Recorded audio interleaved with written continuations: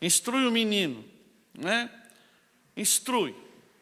Então, a primeira coisa que nós temos que compreender dentro desse texto é que o dever de instruir é dos pais, não é? O dever é dos pais. Não é da escola, não é da escolinha dominical, nem da escola secular. Quem dá educação para a criança são os pais. Se você abrir lá em Deuteronômio, no capítulo 6, né? Texto muito conhecido,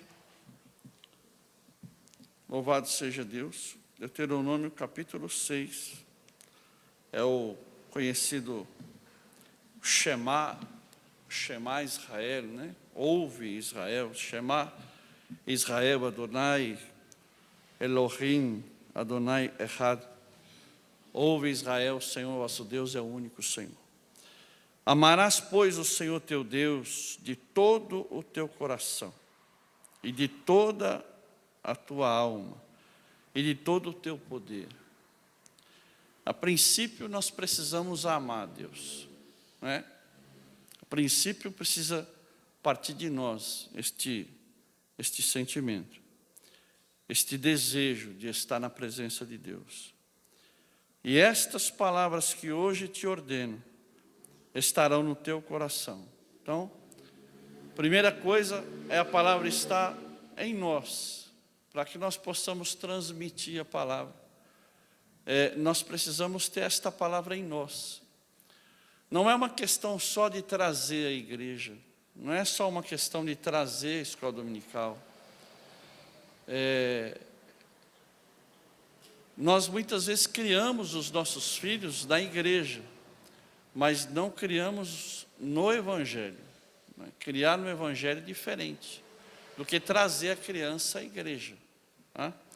Então, estes princípios, eles precisam primeiro estar em nós, precisamos tomar posse. E o texto diz, né? Intimarás, inculcarás aos teus filhos, delas falarás assentado em tua casa, andando pelo caminho, deitando-te, levantando-te. Também atarás por sinal na tua mão, e te serão por testeiras entre os teus olhos, e as escreverás dos umbrais da tua casa e nas tuas portas. Olha que coisa tremenda, né? É a obrigação, a responsabilidade que nós temos de estar ministrando, né, estes valores, estes princípios de Deus. É uma questão de princípios, de valores. E nós precisamos ensinar os nossos filhos. Eles precisam guardar isto aqui nos seus corações, nas suas mentes, e guardar bem guardado, né? Em Lucas, no capítulo 15, tem um texto muito conhecido também da igreja, no verso de número 8 e até o versículo 10, Lucas fala sobre uma mulher que perdeu uma moeda, uma dracma, né? Lucas capítulo 15 e o verso 8 diz assim: o qual a mulher que tendo 10 dracmas, se perder uma dracma, não acende a candeia e varre a casa e busca com diligência até achar, e achando-a, convoca as amigas e vizinhos, dizendo: alegrai-vos comigo, porque já achei a dracma perdida. Assim vos digo que há alegria diante dos anjos de Deus por um pecador que se arrepende. Amém? Então, você vê aqui que era uma pequena moeda, não é? Uma dracma era uma moeda, e ela tinha algum valor. E você vê que a importância que ela deu para isso. Às vezes, nós somos negligentes quanto a isso. Às vezes, nós perdemos algumas moedas dos nossos caminhos. Deixamos, não damos muita importância àquele troco de 5 centavos. Você sai com pressa na correria da vida. Nós às vezes estamos aí tão afobados, tão apressados, que cai uma moedinha no chão. E a gente às vezes não para pegar. Fala, uma moedinha, pelo barulho era pequenininha. E você deixa aquela moedinha, você deixa aquele troco. E é uma moedinha hoje, e outra amanhã. São pequenas moedas, coisas que parecem até insignificantes, mas não são. É uma palavra, são valores. Estão entendendo? São valores, é uma moeda, é um valor. Pode parecer pequeno, mas não é. Às vezes é uma falta de respeito, num momento de nervoso. Então a gente deixa para lá. Algum tipo de atitude que não deveria ser tomada, alguma palavra que não deveria ser dita. Então a gente vai deixando. São valores que vão se perdendo dentro da casa. Você percebe que esta mulher, ela não aceitou isso. Caiu uma moeda. E eu não sei qual era o valor daquela moeda para aquela mulher, mas parecia ser bastante grande. Ela não se conformou enquanto ela não achou aquela moeda.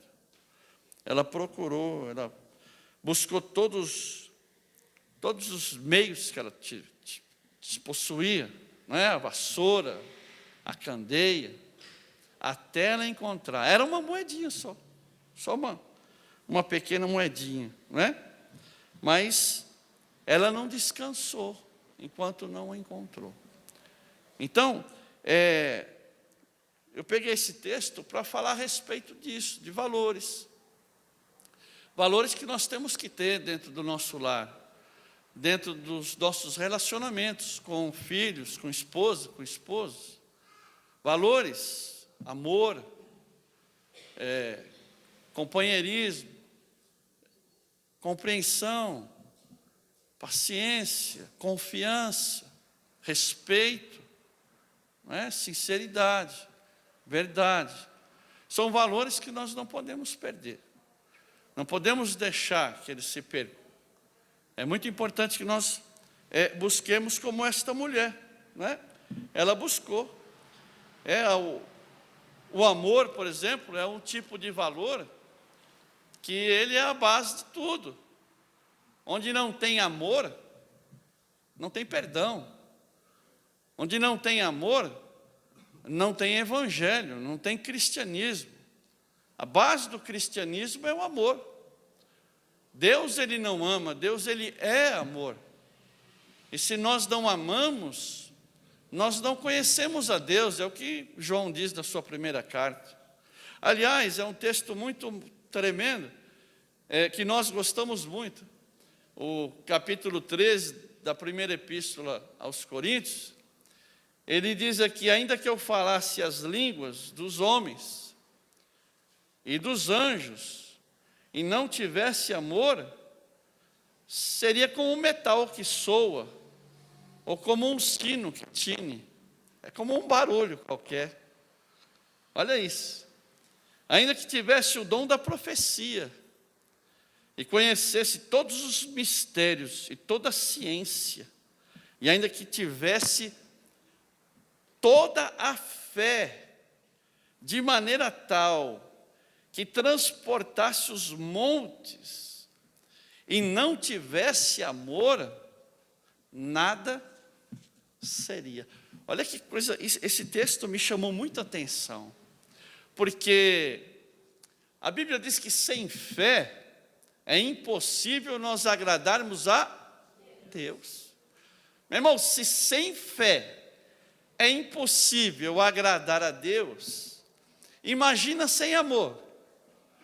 Porque a Bíblia diz aqui, nesse texto que eu li, que ainda que você tivesse fé para transportar um monte, olha isso, e não tivesse o amor, isto não valeria de coisa alguma. Olha a relação que Paulo faz entre o amor e a fé. Então, é um valor que nós não podemos perder dentro da nossa casa, de forma alguma. Aliás, o próprio Deus, Ele nos dá um exemplo disso, né? Um exemplo de quanto é importante nós manifestarmos este amor uns aos outros. Porque tem gente que tem dificuldade de demonstrar o amor, né? Aliás, a palavra amor, ela está um pouco desgastada, né? Ela perdeu um pouco o seu valor. Aliás, tem muita coisa hoje que está perdendo o valor. Tem muitos valores hoje que estão sendo desgastados pela mídia, por uma inversão cultural, através da internet, através dos meios de comunicação. Nós estamos todos os dias sendo bombardeados com uma cultura antibíblica, que inverte valores. Hoje nós não respeitamos mais os mais velhos como eles deveriam ser respeitados. Nós não ouvimos mais os mais velhos como a Bíblia nos orienta, a honrar aos mais velhos como a Bíblia nos orienta. E isso é fruto desta inversão de valores que as pessoas estão recebendo aí através das mídias sociais, né? São muitas coisas que estão sendo banalizadas. O casamento está sendo banalizado. O amor, ele é uma palavra que... eu amo ir no McDonald's. Eu amo pão com queijo. Eu amo bala de chocolate. Sabe, a gente usa essa palavra assim, como qualquer coisa.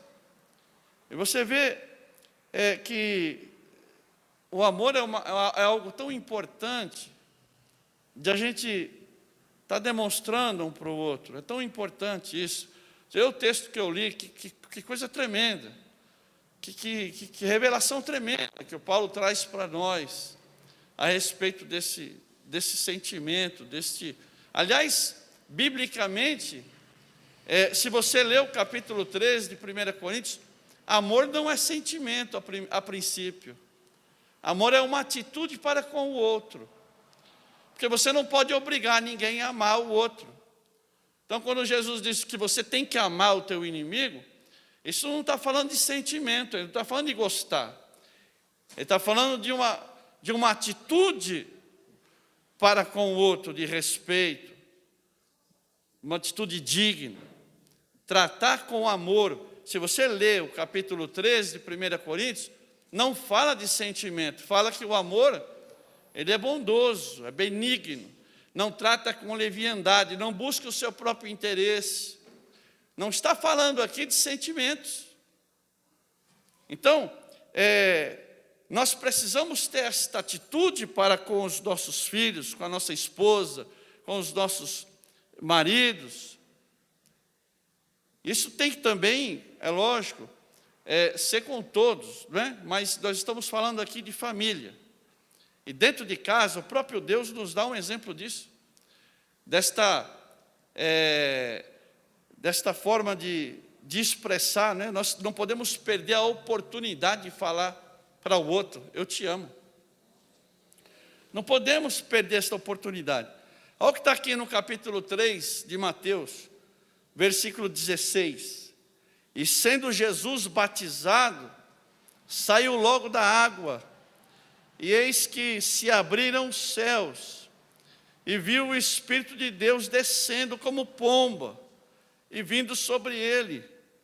E eis que uma voz dos céus dizia: este é o meu Filho amado, em quem eu tenho o meu prazer, em quem eu me comprazo. Olha que coisa linda. O próprio Deus aqui nos dando, este exemplo de que nós temos que aproveitar as oportunidades para falar para o outro: eu te amo. É muito importante você acordar e dizer para ela, dizer para ele, dizer para as crianças.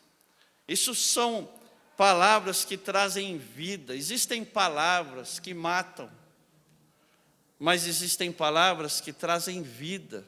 Muito obrigado, por favor, eu te amo. Como você está bonita hoje, como você está bonito hoje. Sabe, são palavras que são importantes, que vão criando marcos da nossa vida. Isso vai ser lembrado lá na frente, é muito importante. Um filho que pode se lembrar que o pai um dia sentou com ele e disse: filho, vem cá, senta aqui comigo, papai ama você. Como é que foi seu dia hoje? É importante ele saber que nós nos importamos. É importante a outra pessoa saber que nós nos importamos. Aliás, isto é princípio de liderança.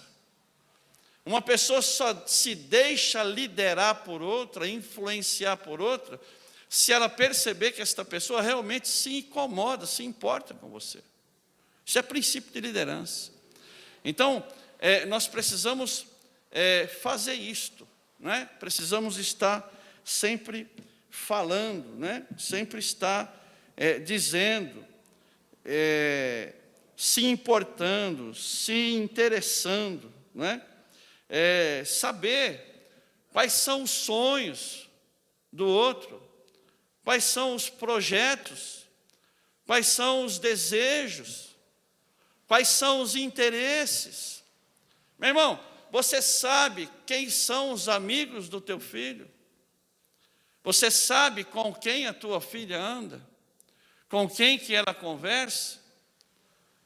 Então nós precisamos demonstrar este interesse, porque os nossos filhos, principalmente, os menores, têm muitas perguntas, têm muitas dúvidas. E são os pais que têm que dar esta resposta, dentro dos princípios de Deus, dentro da palavra do Senhor. Porque se você não responder, quem vai responder é o coleguinha. Quem vai responder para ele é o mundo. Então nós precisamos responder aos nossos filhos. Nós precisamos, né?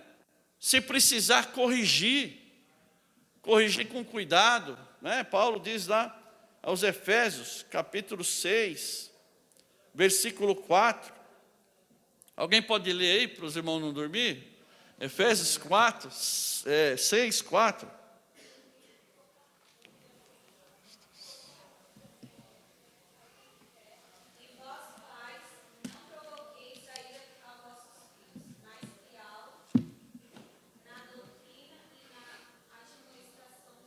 Então está aí, né? Os pais não devem citar a ira, né? O Paulo está num momento onde existia lá o pátria potestas, né? Era o poder do pai, na lei romana, chamado de pátria potestas. O pai não só tinha o direito de corrigir, como de castigar, como de escravizar, como de vender, ou de matar. Ele podia fazer o que ele quisesse com o filho. Então Paulo aqui ele está falando a cristãos. Ele está falando aqui a pais que tem um outro modelo, o modelo deste pai que olha do céu e diz: aqui está o meu filho que eu amo. Aqui está o meu filho amado. Escutai-o. É o meu filho que eu tenho prazer dele. Então, ele está falando a este tipo de pais, para que não hajam da maneira que se agia naquela cultura, que eles não exerçam o abuso da autoridade, né? Porque o excesso de autoridade, ou a ausência da autoridade, ela vai gerar, vai provocar ira nos filhos, né? Com certeza. Você, o exagero, por exemplo, usando de violência, né? Usando de força, de maneira exagerada, corrigindo o filho, Isto pode gerar uma ira, mas também a negligência também vai gerar uma ira no coração da criança, né? Assim, como outras coisas que os pais às vezes fazem. Por exemplo, o constante descontentamento. Irmão, preste atenção nisso, porque isso é muito importante. Às vezes nós criticamos demais os nossos filhos. Às vezes nós colocamos muito defeito, nós somos incapazes de valorizar alguma coisa, de falar, de dar um elogio, de falar alguma coisa para dar ânimo. Às vezes nós só criticamos. Às vezes esse mundo que nós estamos vivendo, nós estamos entrando aí numa rotina tão estressante, que às vezes nós não percebemos isso. Nós estamos sendo exigidos cada dia mais. Quando eu era jovem, eu trabalhava numa empresa que cada um fazia uma coisa. Um fazia a caneta, outro fazia a tampinha, outro fazia a carga. Hoje um camarada, ele faz tudo, ainda bota a caneta na caixa, ainda vende. Hoje numa empresa, o camarada, uma coisa que era feita por 10 pessoas, hoje está sendo feita por uma. As pessoas que não se reciclam, que não estudam, que não procuram estar aprendendo todo dia, elas são substituídas, nós estamos sendo exigidos. E nós, às vezes, nós acabamos fazendo isso, esse comportamento acaba refletindo dentro da nossa casa.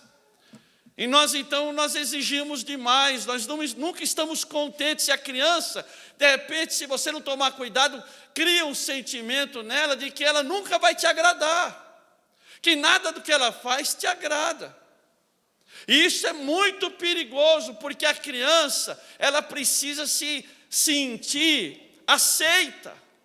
Quando ela não consegue agradar nunca, ela começa, de repente, a encostar em um grupo que elogia ela.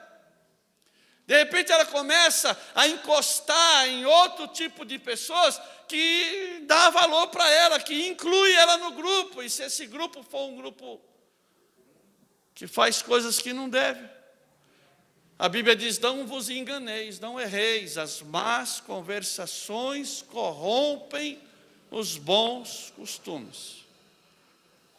Minha vozinha já dizia: diga como que andas, que eu direi quem és, né? Está baseado nesse texto. Paulo disse lá aos Coríntios, capítulo 15, versículo 33, não vos enganeis, as más conversações corrompem os bons costumes. É uma questão só de tempo. O Salmo 1, ele diz lá que bem-aventurado o varão que não anda segundo o conselho do ímpio, não se detém no caminho do pecador, nem se assenta à roda de escarnecedor. Você vê que é progressivo. Primeiro ele está andando e está ouvindo o ímpio, está andando no caminho, mas não é o caminho que ele deve andar, porque ele está dando ouvido ao ímpio. De repente ele se detém, ele para ouvir melhor o pecador. E de repente ele se assenta, até para participar, já com os escarnecedores. Então, é muito importante nós valorizarmos, é muito importante a gente tomar cuidado com isso, tá? Cuidado, valorize o máximo, valorize o máximo. Você vê que era só uma moedinha, mas ela deu tanto valor para aquela moeda que ela não se inquietou, não se deixou desanimar, ela foi até encontrar aquela moeda. Então, não desanime, não pare, não é? O favoritismo também acontece dentro da casa, e é muito perigoso, as comparações. Você vê que Isaac gostava mais de Esaú, Rebeca se identificava mais com Jacó. Jacó era mais caseiro, Esaú gostava de fazer bagunça, de sair atrás de caça. E o Isaac gostava mais dele, favorecia ele. Jacó era favorecido pela mãe. Isso criou uma rincha entre os dois. Isso criou um problema sério entre os dois. Não é? Lá na frente nós vemos Jacó cometendo o mesmo erro com José. Você viu o que aconteceu com José? O que os irmãos fizeram? Os irmãos não podiam olhar para José, porque começou pelo favoritismo que ele tinha com o seu pai. Criou inveja no coração dos filhos, né? Então, nós temos que tomar muito cuidado com isso, tá? E como saber se a gente tem alguma moedinha aí perdida na casa, né? Como saber? Como nós podemos saber se nós perdemos algum valor dentro da nossa casa? Um dos sinais é quando os filhos, ou quando um dos cônjuges, eles não querem mais estar em casa. Eu já conheci famílias que a mãe, se ela pudesse, ela dormia no emprego. Se ela pudesse, ela trabalhava 24 horas por dia. Porque chegar em casa para ela, apesar dos filhos, apesar dela amar os filhos, chegar em casa para ela era muito difícil. A casa dela era um inferno. O marido dela era o Satanás de calça, né? Então isso fazia com que ela não tivesse o desejo de estar em casa. Os filhos, quando começaram a ficar grandes o suficientes para poder sair um pouquinho, passavam a noite, às vezes dormiam em banco de praça, para não chegar de madrugada em casa e ter que escutar o pai falar.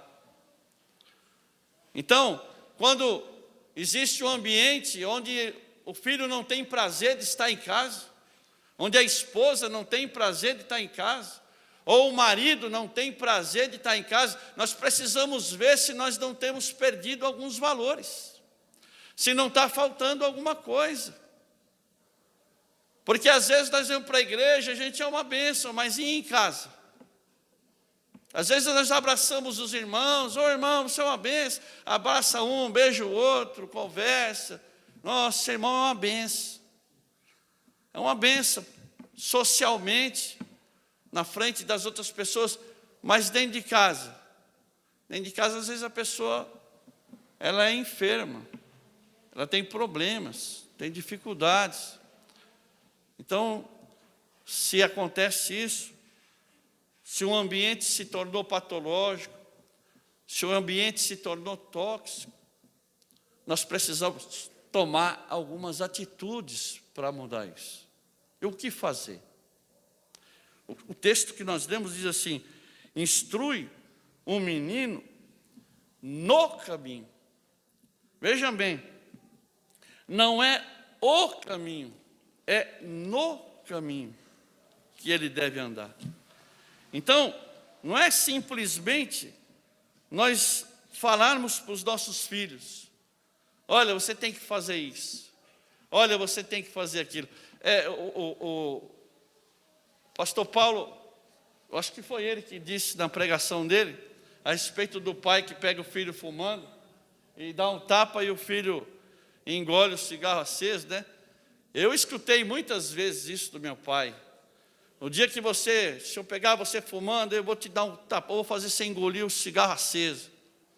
Mas ele fumava. E eu não conseguia entender isso. Nós não éramos evangélicos. Aliás, até hoje ele não é evangélico. Mas eu não entendia isso. A criança não entende esse tipo de coisa. A criança, ela não consegue guardar uma mensagem que sai da tua boca quando o teu comportamento, ele contradiz aquilo que você está falando. A criança aprende por exemplo e por repetição. Não é? Dentro de casa, às vezes a gente fala coisas que não deveria, faz coisas que não deveria.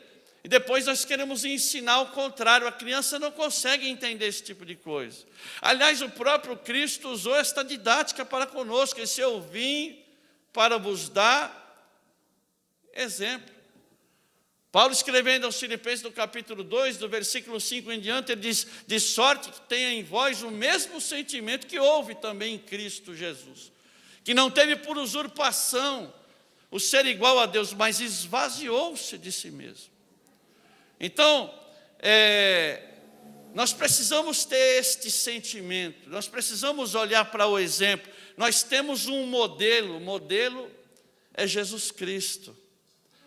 Nós estamos vivendo um momento onde às vezes a gente escuta algumas expressões do tipo: ah, mas está todo mundo fazendo. Mas está todo mundo fazendo. Mas nós não somos todo mundo. Nós não somos nem do mundo. Jesus disse que nós estamos no mundo, mas nós não pertencemos a este mundo. Nós já fomos comprados pelo sangue de Jesus Cristo. O Espírito de Deus selou a tua vida como uma garrafa selada com uma rolha chamada Espírito Santo, jogada dentro da água. A água é o mundo, a garrafa está nele, mas ela não afunda, a água não entra dentro da garrafa. Você tem o Espírito de Deus na sua vida. A tua referência não é o mundo, a tua referência não é o mundo. Paulo diz: não vos amoldeis com este mundo, não vos conformeis. A palavra conformar é amoldar. É como você fazer um bolo e colocar numa forma. Se a forma for triangular, o bolo sai triangular. Se for quadrada, o bolo sai quadrado.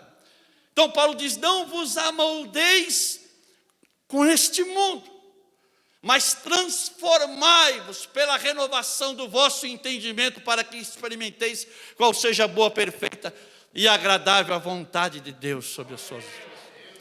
Aleluia. Louvado seja Deus. Romanos 12, versículo 2. Então, irmãos, nós precisamos ensinar no caminho. Se você perdeu algumas moedas, então, meu irmão, acenda a candeia. Faça a diferença. A Bíblia diz lá, não é? Estas palavras que hoje te ordeno estarão no teu coração, e a intimarás aos teus filhos, andando pelo caminho, assentando, levantando, colocará como umbral na tua porta, como testeira. Não tem lugar onde não seja um lugar que você possa falar dos princípios de Deus, para os valores de Deus, para a tua família, para a tua casa. Louvado seja o nome de Jesus. Esta mulher, ela não terceirizou este trabalho. Esta mulher aqui, ela não deu a outro a responsabilidade. Às vezes nós falamos, na escola, como eu disse, né, não é a escola que educa, não é a escolinha dominical que educa, não é a professora da escolinha que tem responsabilidade pelos teus filhos, não é o pastor da igreja que vai educar os teus filhos, não é o fato de você trazer o filho para a igreja que os teus filhos vão virar crente.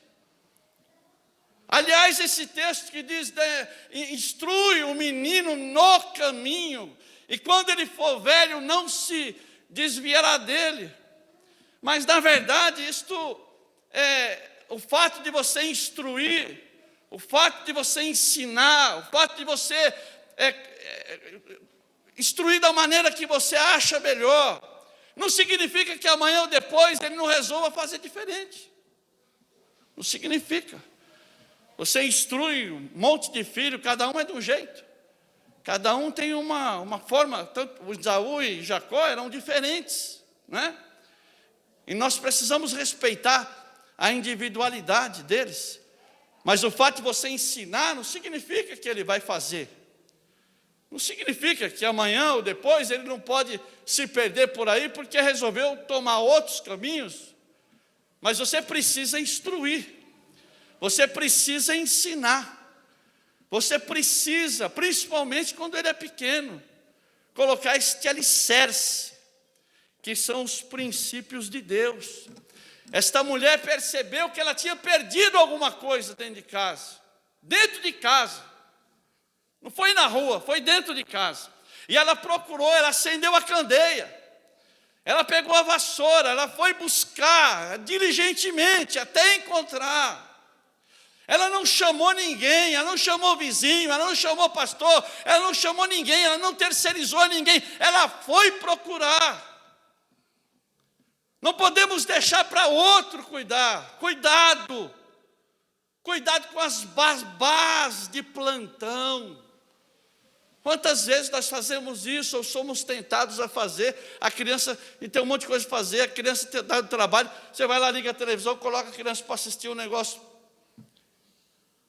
Não é verdade? É a babá que vai cuidar dele para você. Quantas vezes nós fazemos isso? Eu faço isso, é errado, mas eu faço isso. Tem momentos que a gente está... Tô o celular, filho, vai brincando aí o menino fica ali, você esquece, você pensa que ele morreu. Cadê o menino? Sumiu. Está lá, com o celular na cara, não tem fome, não tem sono, não tem mais nada. Só que isso é um problema. Isso é um problema, irmãos. Olha, eu não me canso. Paulo lá em Filipenses capítulo 3 disse, eu não me canso de vos falar sempre as mesmas coisas. Eu também não canso. Porque é importante a gente frisar sempre, irmão, celular é um problema sério. Celular é muito bom se você souber utilizar. Nós temos que tomar muito cuidado com o celular, com o smartphone. Porque através de um celular, uma criança entra dentro da casa de um terrorista. Uma criança entra dentro da casa de alguém que vai instruí-lo da maneira que você não instruiria. O celular, ela vai entrar em ambientes qualquer. Criança tem a capacidade maior do que nós de mexer nessas coisas. Em 2 minutos ele está lá onde você ia demorar 1 ano e meio para chegar. Então tem que tomar muito cuidado, irmão. E não é só criança, não. Não é só criança, não. Tem muita família sendo destruída por causa desse celular. Ou melhor, do mau uso do celular. Redes sociais que eram para interligar as pessoas estão distanciando as pessoas. Faz um desafio dentro da tua casa, desliga o celular na hora que você não precisa dele para algum assunto importante, ou desliga a televisão dentro da sua casa, fica 1 semana sem assistir televisão para você ver se você não percebe que a sua mulher cortou o cabelo, que tem um filho seu que casou, já não está morando mais na tua casa. Entendeu? Porque as pessoas estão tão distantes que elas são capazes de sentar numa sala e um conversar com o outro pelo celular. As pessoas não conversam mais, as pessoas não se relacionam dentro da sua casa. Para almoçar é na frente da televisão. Um almoça agora, o outro almoça mais tarde, o outro não almoça, o outro come no quarto. Não existe mais aquele negócio de sentar na mesa e orar a Deus, falar obrigado, graças eu te dou, porque o momento da refeição é um momento sagrado, onde temos que agradecer a Deus e comer juntos. Isso é símbolo de união. Quão bom e suave é que os irmãos estejam em união, juntos.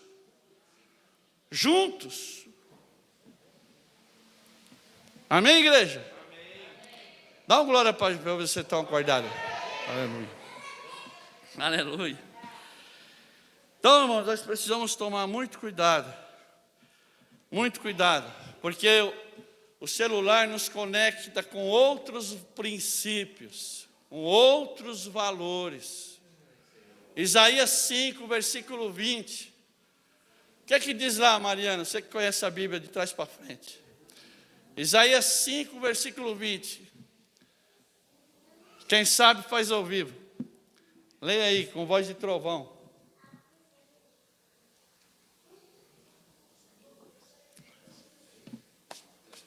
Ai! Alguém vai ler, não? Lê alto, irmã.